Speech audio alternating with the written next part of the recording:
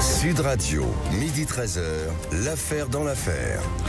Bonjour, bienvenue dans la nouvelle émission de Sud Radio, l'affaire dans l'affaire. Une émission en partenariat avec la revue Affaires criminelles de Max Keiz, qui s'intéresse aux grandes affaires qui ont marqué l'histoire du crime et l'actualité. Chaque semaine, avec la complicité de Jean-Marie Bordry.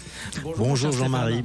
Du journaliste enquêteur Victor Lefebvre. Bonjour Stéphane Simon. Eh bien, nous allons vous raconter une affaire qui nous a marqué et nous répondrons aux questions que l'analyse de cette affaire nous pose.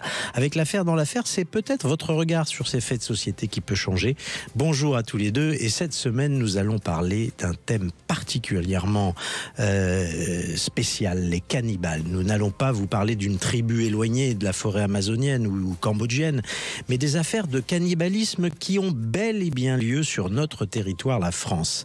Ces hommes qui mangent les autres après les avoir tués, qui sont-ils?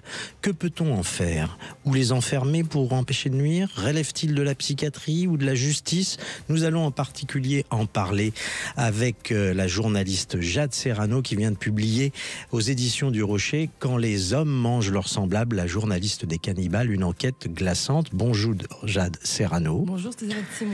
Bonjour. Mais tout d'abord, je voudrais adresser mes félicitations à Victor Lefebvre. Alors Victor Lefebvre, si je suis bien informé, vous êtes désormais le rédacteur en chef de la revue Affaires criminelles. Et cette revue va bel et bien voir le jour. Dites-nous en quelques mots. Oui, avant vous de êtes commencer. bien informé en effet. Donc c'est une revue trimestrielle, 100% true crime comme on dit, sous la houlette du youtubeur Max Keiz. Donc ce sera une revue trimestrielle, long format, en 144 pages, des récits haletants, des faits divers connus et méconnus, des affaires non résolues, les fameux cold cases, des disparitions, des portraits, des grands entretiens. Et le premier numéro sera en kiosque mi-décembre. Et on peut d'ores et déjà s'y abonner. On peut déjà s'y abonner et même instant promo, pardon pour cet instant promo, mais un tarif préférentiel. Allez-y, profitez-en. Bon, j'en profite. Entendu. Alors revenons à notre sujet du jour. Je vous l'ai annoncé, nous allons parler des hommes qui mangent leurs semblables, les cannibales, et en particulier d'un de ceux-ci, le très inquiétant Kevin Clabot. Kevin Clabot, c'est l'identité d'un jeune homme de 18 ans qui habite Crépy-en-Valois, une commune paisible de 15 000 habitants dans les Hauts-de-France. Kevin Clabot, c'est un jeune adulte qui va faire parler de lui le 13 mars 2007. Le jeune homme vient alors de se livrer à un véritable massacre. Il a tué sa mère, son jeune frère, joué avec leur corps et va tenter de tuer son père avant que celui-ci ne parvienne à prévenir les secours. Après une chasse à l'homme de plusieurs heures, les enquêteurs vont avoir la certitude que Kevin Clabot a non seulement massacré sa famille, mais qu'il a prélevé de nombreux morceaux de chair pour les manger. Il s'est livré à des actes de cannibalisme. Bientôt, la justice va se demander que peut-on faire de cet individu, parmi les plus dangereux rencontrés, un véritable Hannibal Lecter à la française, aux yeux de la psychiatrie. Il n'est pas jugeable, car pas responsable. Cet homme diagnostiqué psychopathe, schizophrène, est-il vraiment soignable par la psychiatrie? On le demandera tout à l'heure au grand spécialiste Pierre Delhomme. Sortira-t-il un jour de sa détention? Pourrait-il faire replonger une ville entière dans le cauchemar? Nous allons en parler dans un instant avec notre invitée, la journaliste Jade Serrano, auteure de ce livre remarquable aux éditions du Rocher, Quand les hommes mangent leurs semblables, une enquête glaçante. Bonjour Jade. Bonjour Stéphane. Et merci d'avoir écrit ce livre qui nous a été très utile pour raconter cette affaire Clabot. Voici donc le rappel des faits. 13 mars 2007, au centre de secours de Crépy-en-Valois, il est 20h30. 3 policiers de permanence finissent de dîner. Ils sont appelés pour une agression route de Soissons. C'est à 1 minute de la caserne, autant dire qu'ils sont rapidement sur place. La voix au téléphone leur a expliqué qu'une femme, cheveux courts, venait de se faire agresser par un homme et qu'il y a du sang partout. En fait, sur place, les pompiers se rendent compte que c'est l'homme qui est ensanglanté et que la femme s'est contentée de lui prêter assistance. L'homme semble sidéré et dit avoir été attaqué par son propre fils à coups de machette. Il a été blessé alors qu'il rentrait de son travail. L'agression a eu lieu quelques centaines de mètres plus loin, dans une maison, ou plus exactement dans sa maison. Cet homme, c'est Michel Clabot. Il est né le 6 octobre 1965. Il habite Crépy-en-Valois, commune paisible de 15 000 habitants dans les Hauts-de-France. Cette ville, il ne l'a pas quittée. Aussi, en 2007, âgé de 41 ans, il vit ici heureux avec son épouse Valérie et leurs 2 garçons. Kevin a 18 ans et Romain 13 ans. Michel est électricien, il travaille à Paris pour le ministère des Finances et prend donc le train tous les jours. Ce 13 mars 2007, il est rentré de la capitale comme d'habitude vers 17h30 et d'habitude il va à la salle de sport Muscle et Forme, une salle pas très loin de chez lui pour pratiquer 2 heures quotidiennes d'activité physique. Michel aime y aller avec son fils Kevin, qui adore gonfler ses muscles. Mais ce jour-là, Kevin a appelé son père vers 17h20 pour lui dire qu'il ne se sent pas très en forme. Qu'à cela ne tienne, Michel ira seul pratiquer ses exercices. C'est donc vers 20h10 qu'il est rentré. Il se gare devant la porte du garage pour que personne ne puisse y entrer. Et puis, il passe par le sous-sol de la maison et commence à monter les escaliers. C'est alors qu'il entend quelqu'un courir derrière lui. C'est Kevin qui vient du local des machines à laver. Le père a à peine le temps de se retourner qu'il reçoit un coup de machette au niveau du bras droit, puis un deuxième qui le frappe à la tête. Mais c'est alors que Michel saisit son fils et arrive miraculeusement à le plaquer au sol. Kevin est vêtu d'un pantacourt en jean, un t-shirt vert foncé, un blouson noir, des baskets. Son visage est déjà maculé de sang. Et c'est au moment où il est au sol qu'il dit à son père « Tue-moi ! Je suis fou, tue-moi !» Michel prend peur. Que s'est-il passé ? Il décide d'enfermer Kevin dans le garage pour être certain de ne pas le voir monter dans la maison. Michel grimpe les escaliers. Pendant qu'il monte dans la maison, il entend du grabuge au sous-sol. C'est certainement Kevin qui vient de pousser la voiture pour prendre la fuite. Que va découvrir Michel ? Le père raconte quelques minutes plus tard ses découvertes. « Je suis monté, j'ai vu mon plus jeune fils allongé sur son lit. Il était inerte, un drap sur lui. J'ai voulu entrer dans la salle de bain, la porte était fermée. J'étais obligé de la défoncer. Mon fils avait, à mon avis, bloqué la porte de l'intérieur pour sortir par la fenêtre. Dans la baignoire, j'ai vu la copine de Kevin, qui était morte elle aussi. Et puis je me suis inquiété pour ma femme. Je suis sans nouvelles d'elle depuis ce matin. Je lui ai envoyé un texto, elle ne m'a même pas répondu, mais ça peut arriver. Rien d'inquiétant en soi, il lui arrive de ne pas me répondre tout de suite. Il est 20h30 à présent, Michel Clabot est sous le choc et décide d'appeler son beau-frère Richard. Il n'appelle pas la police tout de suite et Richard se souvient de ce coup de fil. J'étais sur l'ordinateur quand le téléphone a sonné. C'était Michel. Il m'a demandé de venir car Kevin avait tenté de le tuer. Il m'a dit « Romain est mort ainsi que la petite amie de Kevin ». Je me suis habillé et j'ai immédiatement pris mon véhicule. Quand je suis arrivé, Michel était sur le trottoir. Il m'attendait devant la grille de sa maison. Il tournait en rond. Je me suis garé. Michel m'a demandé où était sa femme, ma sœur Valérie. Et moi, je lui ai demandé où était Romain. Tous les deux, on s'est dirigés dans la maison par la porte de derrière. J'ai vu les traces de sang en bas au sous-sol, puis je suis monté. J'ai poussé la porte de la salle de bain et là, j'ai vu le corps de la femme. Son visage était complètement défiguré. Puis j'ai demandé à Michel où se trouvait Romain. Il m'a conduit à sa chambre, il était sur son lit, sous un drap et une couverture. Les deux hommes sont si déboussolés qu'ils appellent à leur tour les parents de Richard. Ils sont incapables de se souvenir des numéros d'urgence. Ils en viennent à demander à la mère de Richard d'appeler la gendarmerie. Pendant ce temps-là, les deux hommes sont autour du jardin. Ils cherchent Valérie, regardent à l'intérieur des voitures, dans les moindres recoins. C'est alors que les gendarmes vont arriver avec les parents de Richard. Et un incroyable rebondissement se produit. En appelant les parents de Tatiana, la petite copine de Kevin, pour leur apprendre la terrible nouvelle, un des gendarmes tombe sur son père qui s'énerve au téléphone. Ce dernier ne croit pas à un mot de ce que disent les enquêteurs et il appelle à son tour sa fille sur son téléphone portable et miracle, elle décroche. Mais qui est donc la femme au visage défiguré de la salle de bain ? Il faudra quelques minutes pour comprendre que la femme dont le visage a été découpé n'est pas Tatiana, la petite amie de Kevin, mais Valérie, la femme de Michel, et donc la mère de Kevin. Côté enquêteur, de plus en plus de monde se bouscule dans la maison. La police scientifique a rejoint les premiers gendarmes pour étudier les scènes de crime. Et on ne lésine pas sur les moyens pour retrouver Kevin. Tout ce que compte de policiers et de gendarmes de la région sont mobilisés.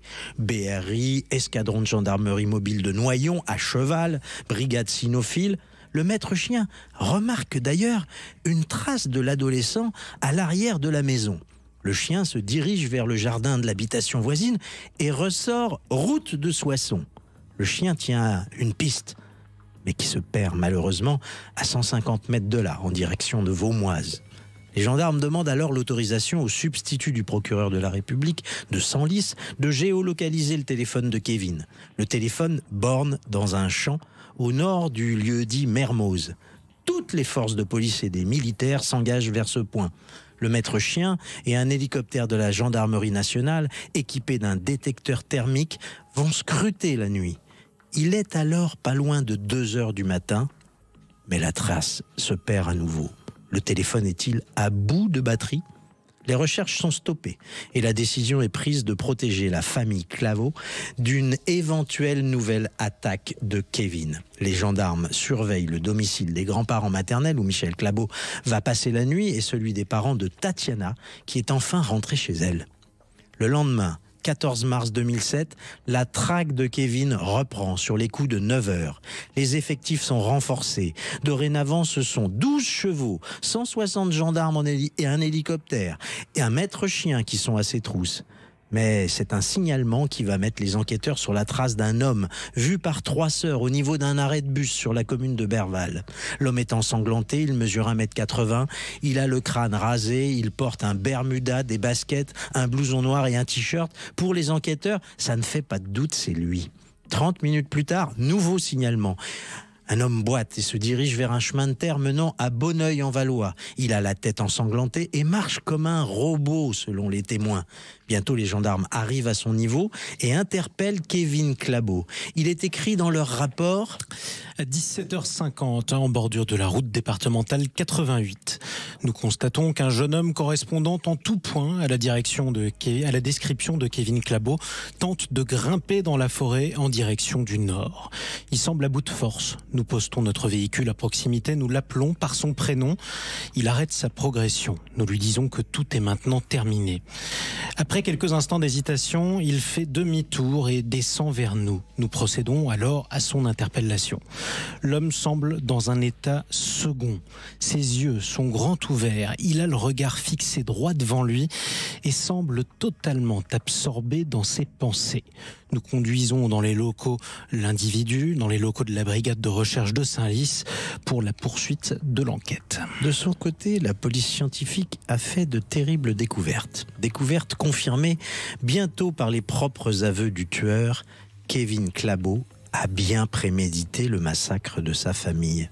Ce matin du 13, il a attendu que sa mère se maquille pour arriver devant elle, vêtue de gants de jardinage, un couteau caché derrière la cuisse.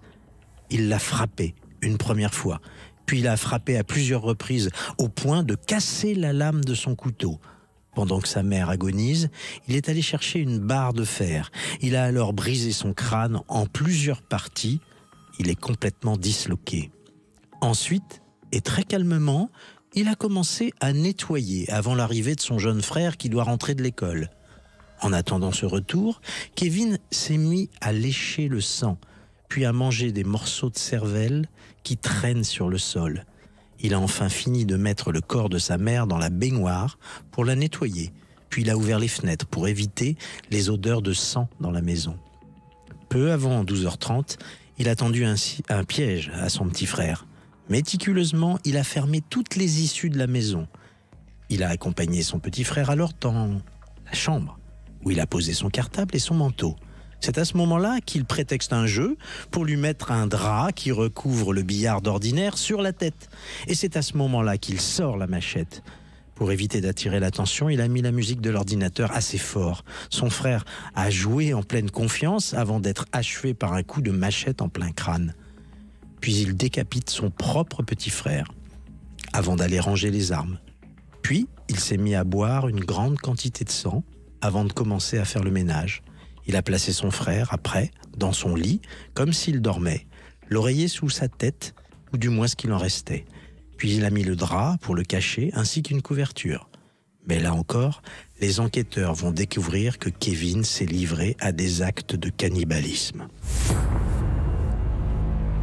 Kevin Clabot a laissé des lettres, mais que contiennent-elles? Quels sont les mobiles qui l'ont conduit à massacrer sa famille? Comment expliquer le besoin de manger des chairs de ses victimes? Quel sort réservé à ce type d'individu cannibale? Peut-on un jour recommencer? Jade Serrano, auteur d'une enquête sur les cannibales, nous répondra dans un instant. L'affaire Kevin Clabot, on continue d'en parler dans un instant sur Sud Radio. Sud Radio, midi 13h, l'affaire dans l'affaire. De retour dans votre nouveau rendez-vous, l'affaire dans l'affaire, avec Jean-Marie Bordry et Victor Lefebvre. Bonjour avec moi, merci, un bonheur. Une émission en partenariat avec la revue Affaires criminelles, la revue des histoires vraies et flippantes. Nous nous penchons ce samedi sur l'affaire Kevin Clabot, ce jeune homme de 18 ans qui a massacré sa mère, son petit frère et qui a essayé également de tuer son père le 13 mars 2007. Et nous parlons à cette occasion des cannibales, ces criminels qui mangent leurs frères humains, avec la journaliste Jade Serrano, qu'on est ravi d'accueillir et qui vient de publier aux éditions du Rocher « Quand les hommes mangent leurs semblables, la journaliste et les cannibales, une enquête glaçante ». Dans un instant aussi, nous allons être rejoints par l'éminent psychiatre Pierre Lamotte, grand spécialiste de la folie sous toutes ses formes. Mais nous racontions à l'instant les faits rapportés par l'enquête sur les crimes de Kevin Clabot. Jade Serrano, devant les policiers, Kevin Clabot va tout avouer. Oui, il avoue tout, avec énormément de nonchalance. Et c'est ça qui frappe énormément le major en charge de son audition. Il le raconte comme on récite une poésie. Il le raconte comme on raconte n'importe quelle anecdote à son camarade. Il n'a aucune émotion. On a l'impression qu'il lit ses aveux presque un texte appris par cœur. C'est ça. Qui plus est, il a décidé de le raconter au passé simple. Ouais. Un temps qu'il n'emploie pas spécialement bien d'ailleurs, donc ça rend un petit peu ses aveux ridicules. Qui plus est, il a préparé ce crime intrafamilial depuis plus d'1 an. Donc il a eu le temps, si vous voulez, d'imaginer ce scénario, et là c'est l'apothéose quand il arrive à la brigade de recherche de Senlis dans les locaux. En lisant votre livre, on apprend que Kevin Clabot a aussi laissé 3 lettres où il explique son geste et son mépris du monde. Oui, il a laissé 3 lettres, une au monde, une à sa famille, et la dernière à Tatiana, sa petite amie. Ouais. Elles sont assez différentes les unes des autres. Quand il écrit cette lettre au monde, il compare le monde à une citerne de pus. Ah. Voilà. Bon, ça, ce sont les termes de Kevin, toujours très agréables. Quand il parle de sa famille, il les exècre. Vraiment, Kevin détestait sa famille. Il leur vouait une haine sans faille. N'oublions pas que la haine est toujours teintée d'amour. Hein. C'est très important de le dire. Mais, par contre, sa lettre à Tatiana, elle dénote totalement. C'est le seul humain que Kevin respecte. C'est le seul humain que Kevin aime vraiment. Et il lui avoue sombrer dans la folie. Donc il a quand même ce subconscient, cette conscience de ce qui est en train de se passer, de ce qui va se passer. Il a 18 ans au moment des faits.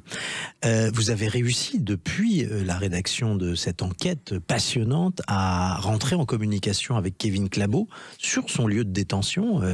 On a envie de vous poser la question, est-ce que c'est une personne totalement imperméable à la rationalité, ou au contraire, vous avez pu avoir des échanges cohérents avec lui ? J'ai pas eu encore d'échanges directs, ça arrive, j'ai fait ça par étapes, en fait, pour tout vous dire. Mais Kevin est une personne totalement cohérente. Il n'est pas du tout, quand on le voit, c'est pas un fou comme on peut l'imaginer, c'est pas un vol au-dessus d'un nid de coucou, cette image un peu stigmatisante de la folie et de la maladie mentale. Kevin, sous traitement, il est comme vous et moi. C'est-à-dire, par contre, il a un délire qui, d'ailleurs, quand on lit ses lettres, on le comprend, mais un délire construit. C'est-à-dire que syntaxiquement, il est logique. Mais il a son délire de dire que le monde est pourri, que c'est une citerne de pus, etc. Ça, c'est sa logique à lui, mais elle est entendable, hein, si vous voulez. On n'est pas dans une déconstruction totale, syntaxique de la parole, du comportement. Il lève pas le bras d'un coup. Enfin, vous voyez ce que je veux dire. Il est totalement structuré. Froid. Et froid, alors oui, Kevin est froid parce que Kevin a été diagnostiqué psychopathe. Donc oui, Kevin est froid. Mais comme Kevin est aussi schizophrène, ça lui donne quelque chose d'extrêmement sensible. Où est-il détenu à présent et comment se passe sa détention ? Il est en unité pour malades difficiles, donc il n'est pas en milieu carcéral. Pour pas que tout le monde s'effraie, il vaut mieux être en unité pour malades difficiles camp. Oui, vous pouvez prison, nous préciser un peu les choses. C'est une unité très sécurisée. extrêmement sécurisée, dont on sort très difficilement. Il faut, à contrario de la prison, passer par plusieurs collégiales d'experts pour avoir l'autorisation d'en sortir. On ne finit pas sa peine. Et d'ailleurs, pour tout vous dire, Kevin Clabot est considéré comme l'un des hommes les plus dangereux de France. Et il n'en sortira jamais. On est sûr de ça. On est sûr. Personne ne prendra le risque de faire sortir Kevin. Dans votre livre, Jade Serrano, il y a 3 autres affaires que vous détaillez avec beaucoup, c'est un ouvrage très documenté, avec beaucoup de précision, et on découvre que finalement les affaires de cannibalisme, eh bien, ça existe en France.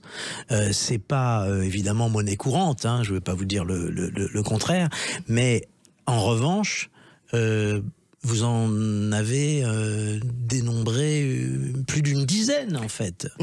Presque 17, on peut dire un peu moins de 20. C'est vrai que ce sont des affaires, vous avez raison Stéphane, qui sont bien souvent passées sous silence par nous, journalistes. Oui, et pourquoi? On a envie de vous demander pourquoi est-ce qu'on ne parle pas des choses? C'est parce qu'elles font peur, ces histoires? La justice communique peu. Puisque nous récupérons des informations par le biais d'abord... de la justice.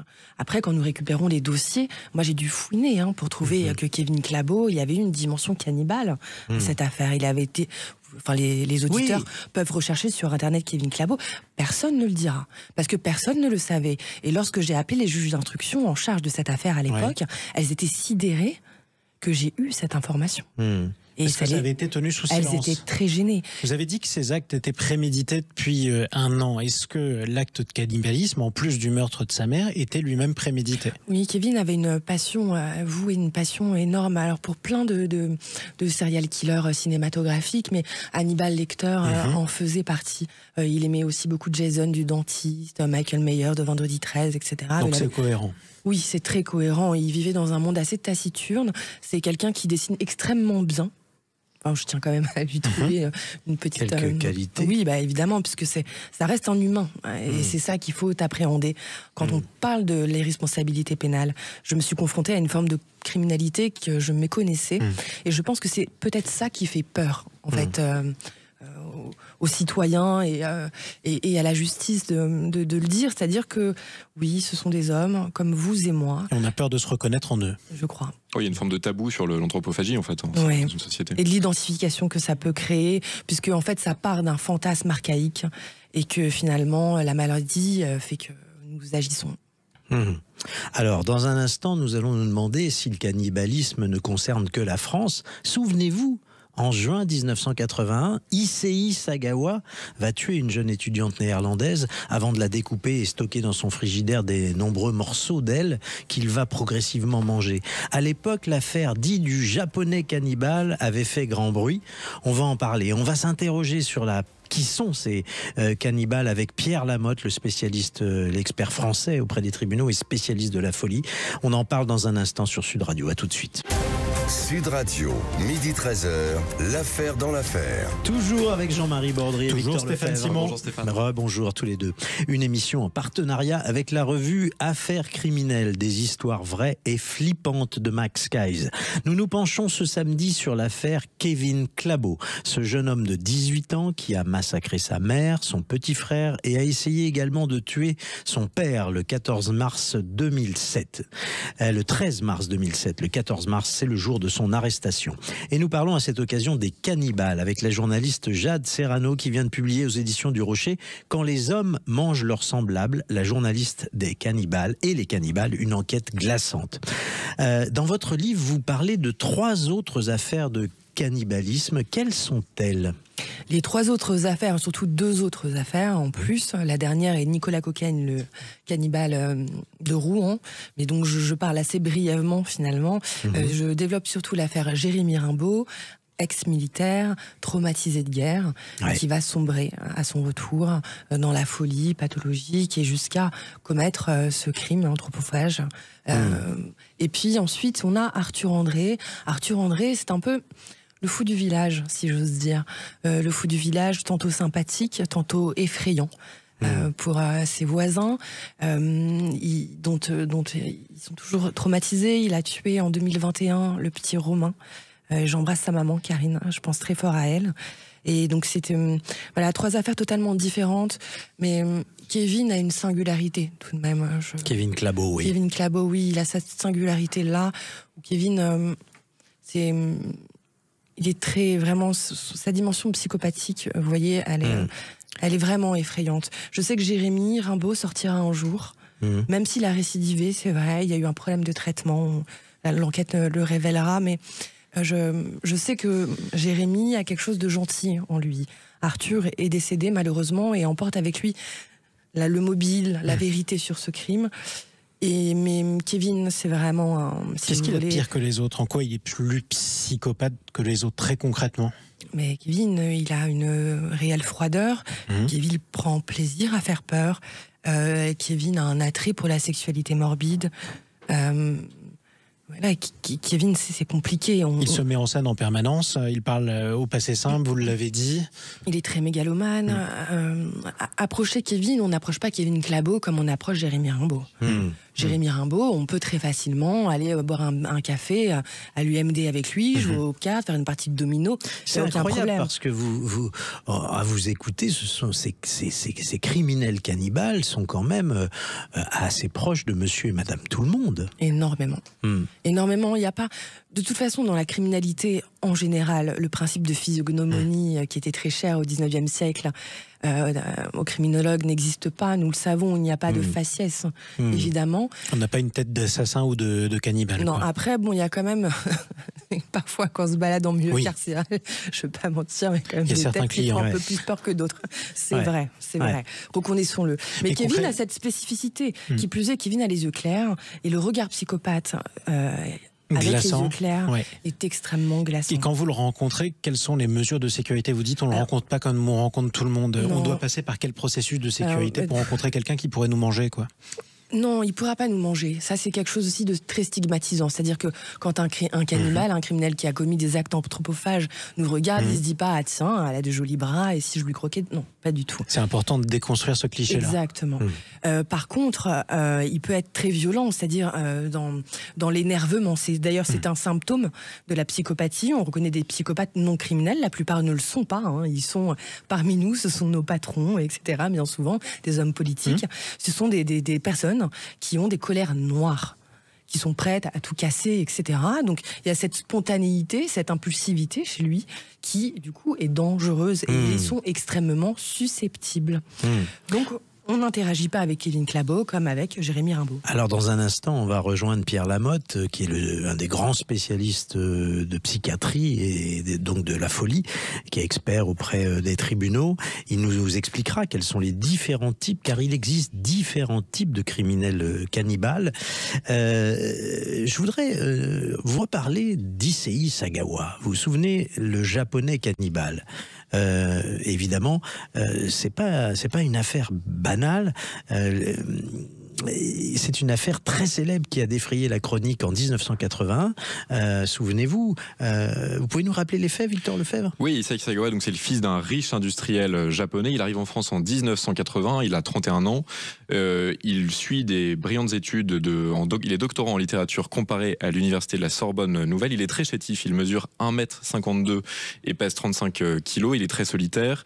Et le 11 juin 1981, il invite à dîner dans son petit appartement du 16e arrondissement une étudiante néerlandaise de 24 ans, Renée Hartevelt. Il tue la jeune femme d'un coup de carabine dans la nuque à bout portant alors qu'elle lisait des poèmes expressionnistes allemands sur la mort, et l'horreur se poursuit après puisque Issei Sagawa viole post-mortem sa victime, mange certaines parties de son corps, la découpe à la scie électrique et la conserve 3 jours dans son frigidaire avant de tenter de s'en débarrasser dans le lac du Bois de Boulogne.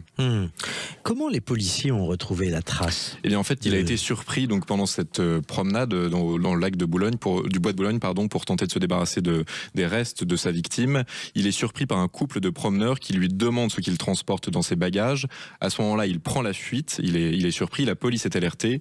Issei Sagawa est identifié par le chauffeur de taxi qui l'a mené jusqu'au bois de Boulogne et il est arrêté 3 jours après son crime. Il n'oppose aucune résistance et il déclare à la brigade criminelle de Paris: si j'avais eu un congélateur, vous ne m'auriez jamais retrouvé.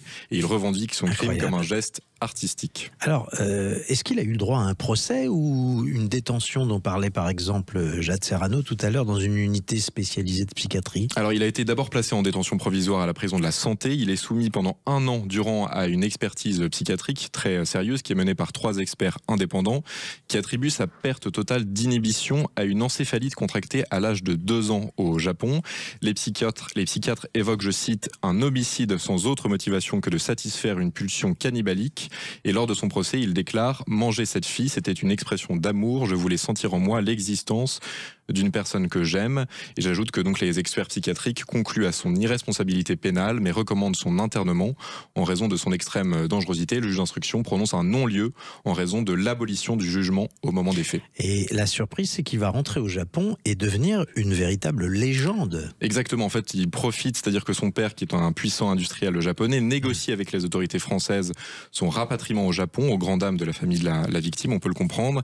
Et le 21 mai 1984, Issei Sagawa est renvoyé donc au Japon. Il est placé dans un hôpital psychiatrique à Tokyo avant d'être définitivement libéré quelques mois plus tard, en août 1985. Et là, il cherche à retrouver du travail. Il enseigne le français pendant quelques semaines dans une école avant d'être reconnu. Et au Japon, il devient une véritable vedette médiatique. Il donne des interviews, écrit plusieurs livres, un manga d'ailleurs. Ouais. Il s'improvise acteur dans des films érotiques, devient consultant pour traiter des affaires criminelles au Japon. Et il apparaît même, tenez-vous bien, dans des publicités pour des chaînes de restaurants de viande. Il va mourir d'une pneumonie le 24 novembre 2022 à l'âge de 73 ans.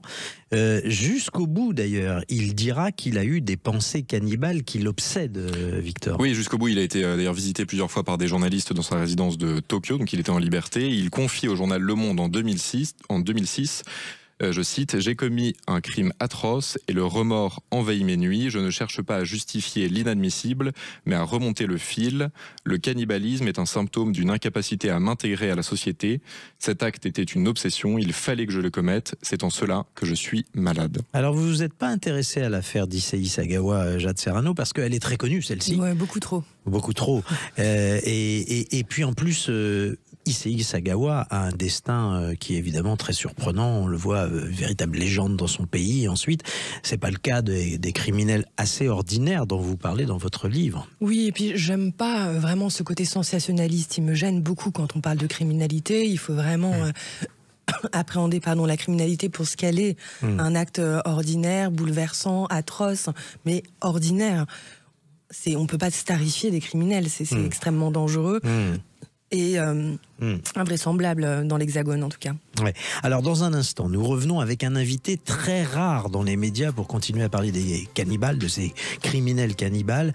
Comment la société peut-elle se protéger de ces individus dangereux? À quoi ressemblent ces unités pour malades difficiles qui les accueillent? Ces psychopathes peuvent-ils être sauvés par la psychiatrie?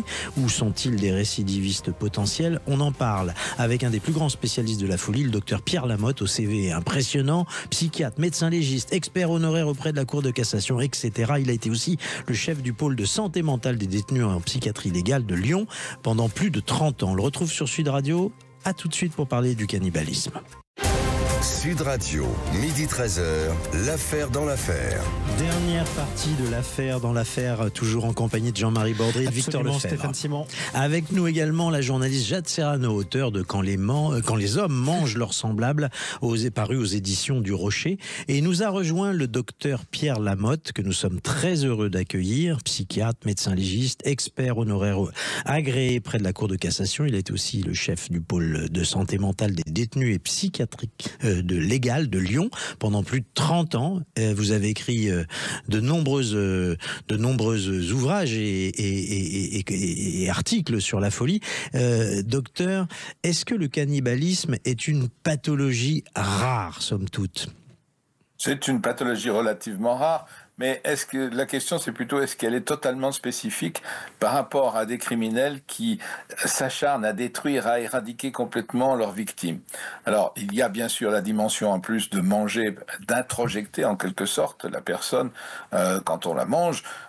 soit symboliquement, soit dans la réalité, de la faire disparaître complètement, en étant vraiment sûr qu'elle a disparu puisqu'on l'a digérée, ce qui donnerait peut-être un côté très spécifique. En réalité, il y a 3 grandes familles, si on veut. Il y a ceux qui sont complètement fous, des schizophrènes, où le geste lui-même n'a pas tellement de sens, inscrit dans un délire. Il y a ceux qui sont beaucoup plus sur le versant psychopathique, où il s'agit de jouir, de détruire, de jouir, de faire quelque chose d'extravagant, insolite ou qui fascine. Et puis on pourrait dire qu'il y a un cannibalisme qui est peut-être plus compliqué, plus rare, qui accompagne autre chose et qui va être plus centré aussi là sur le côté pervers, jouissance et le plaisir de choquer, le plaisir d'être totalement extérieur à l'humain normal. On a l'impression qu'il y avait un cannibalisme rituel on va dire de tribal quasiment. C'est en tout cas le cliché qu'on peut avoir en tête. Et puis il y a ce cannibalisme de grand pervers dont vous parlez, dont pourrait faire partie Kevin Clabot. Oui. Kevin En quelque sorte.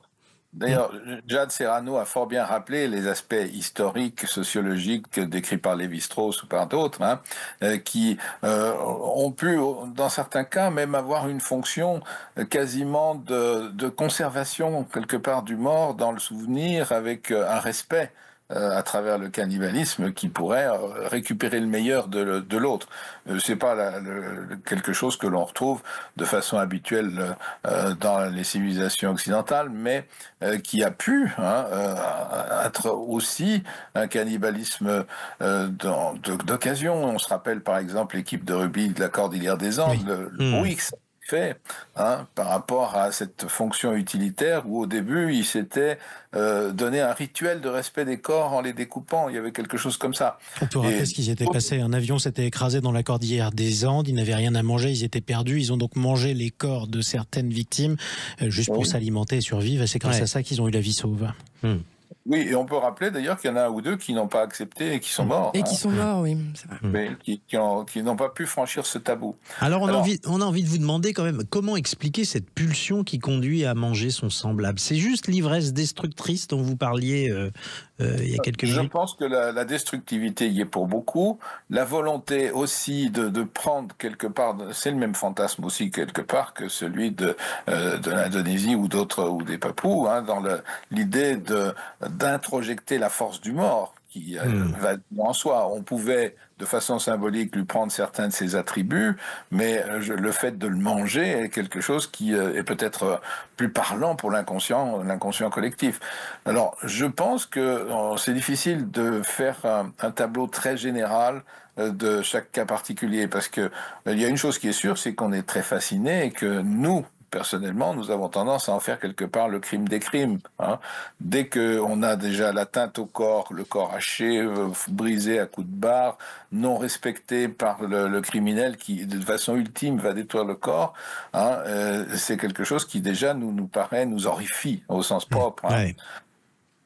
Alors, la question... Oui. Je vous en prie.